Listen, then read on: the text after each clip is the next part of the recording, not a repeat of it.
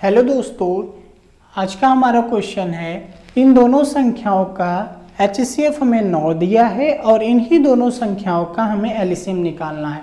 यदि दो संख्या हो और उसका हमें HCF दिया हो और LCM निकालना हो, या फिर LCM दिया हो HCF निकालना हो, तो ऐसे क्वेश्चन को हम कैसे सॉल्व करेंगे।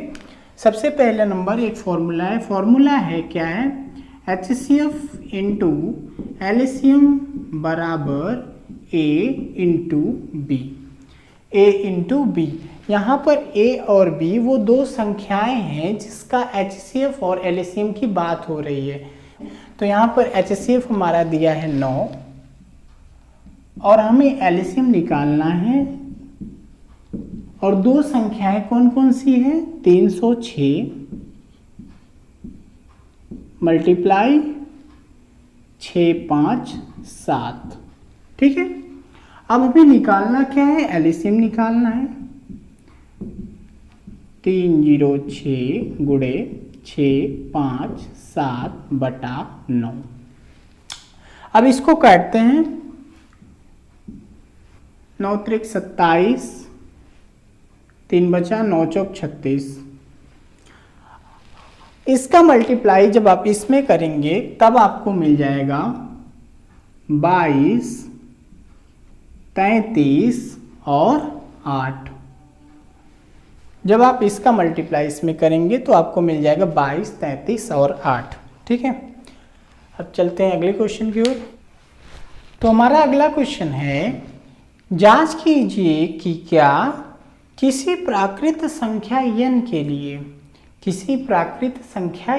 लिए संख्या 6 की घात n अंक 0 पर समाप्त हो सकती है या नहीं।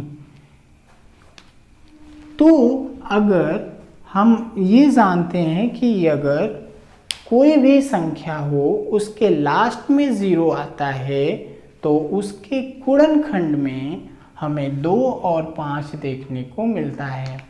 2 और 5 देखने को मिलता है। यदि हम 10 का गुणनखंड करें तो लिख सकते हैं 2 गुणे में 5। यदि हम 20 का गुणनखंड करें तो हम लिख सकते हैं 2 गुणे में 5। और अगर हम 50 का गुणनखंड करें तो लिख सकते हैं 2 गुणे 5 गुणे 5। तो हमें कॉमन चीज ये देखने को मिल रहा है कि यदि लास्ट में 0 हो तो उसका गुणनखंड में हमें 2 और 5 जरूर मिलेंगे। 2 और 5 जरूर मिलेंगे। तो हम कह सकते हैं कि यदि कोई संख्या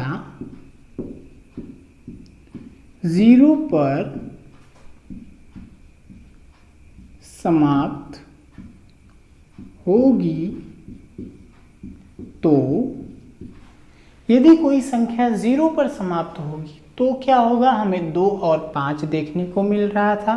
तो हम कह सकते हैं कि 2 और 5 से विभाजित हो जाएगी। तो वह संख्या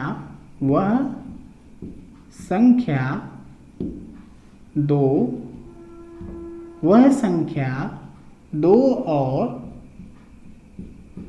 5 से 2 और 5 से विभाजित हो जाएगी, विभाजित होगी। यदि कोई भी संख्या के अंत में 0 आता है तो वो 2 और 5 से विभाजित हो जाएगी। ठीक है, तो हम ये देखते हैं कि क्या 6 की घात n जो है 6 की घात n है उसमें 2 और 5 देखने को मिल रहा है या नहीं। चलिए ठीक है, तो हम लिख सकते हैं 6 की घात n को 2 गुणे 3 की घात n, 2 गुणे 3 का घात n। अब घात का बंटवारा कर दो, घात का बंटवारा हो गया।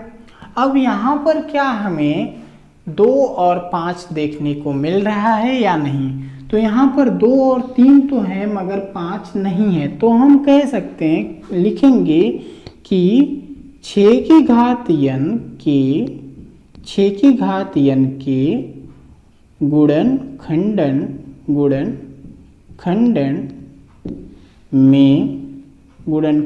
में 5 नहीं है, 5 नहीं है, 5 नहीं है।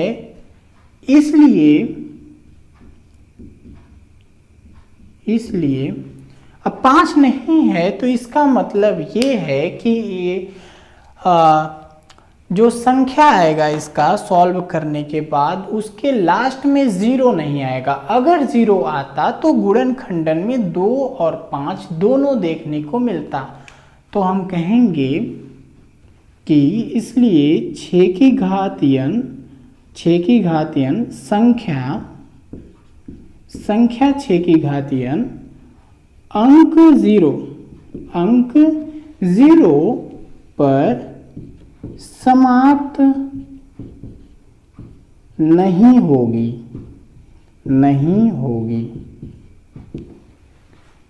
0 पर समाप्त नहीं होगी।